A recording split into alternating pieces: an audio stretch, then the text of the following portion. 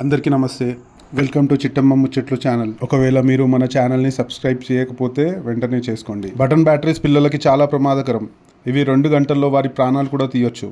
సాధారణంగా ఈ button batteries మనకి వాచెస్లో, క్యాల్కులేటర్స్లో, రిమోట్ కంట్రోల్స్లో, మ్యూజికల్ గ్రీటింగ్ కార్డ్స్లో, హియరింగ్ ఎయిడ్స్లో, ఎల్ఈడి లైట్స్, పిల్లలు ఆడుకునే ఎల్ఈడి లైట్స్లో కనిపిస్తూ ఉంటాయి. ఒకవేళ పిల్లలు వీటిని మింగినా లేదా ముక్కు లేదా చెవిలో పెట్టుకొని అవి అక్కడే ఇరుక్కుపోయినా ఇవి పిల్లల్ని తీవ్రంగా గాయపరచవచ్చు. కొన్నిసార్లు ప్రాణాలు కూడా తీయొచ్చు.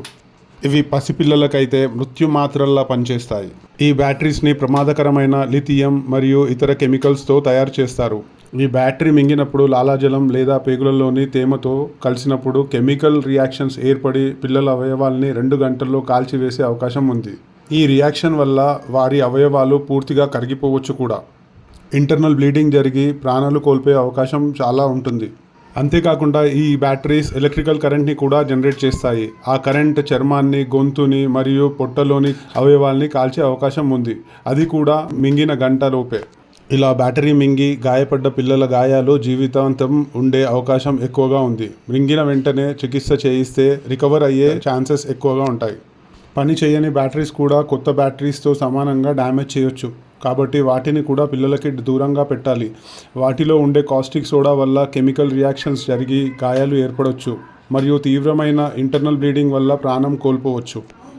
ఒకవేళ పిల్లలు వీటిని మింగితే ఆ డ్యామేజ్ 30 నిమిషాల్లో గుర్తించవచ్చు. వారిని వెంటనే హాస్పిటల్కి కానీ తీసుకెళ్ళకపోతే వారు చనిపోయే అవకాశం ఉంటుంది. ఈ బ్యాటరీస్ని మింగితే వాయిస్ చేంజ్ అవ్వచ్చు, చెస్ట్ పెయిన్ రావచ్చు, బ్లడ్ వామిటింగ్స్ అవ్వచ్చు. హాస్పిటల్కి తీసుకెళ్లే దారిలో ప్రతి 10 నిమిషాలకి 2 స్పూన్స్ హనీ తాగించాలి. ఈ హనీ వారి డ్యామేజ్ ఎక్కువ జరగకుండా కాపాడుతుంది. డాక్టర్స్ కొన్ని అప్రూవ్డ్ పద్ధతుల్లో ఆ బ్యాటరీని బయటికి తీస్తారు. అదే సేఫెస్ట్ పద్ధతి.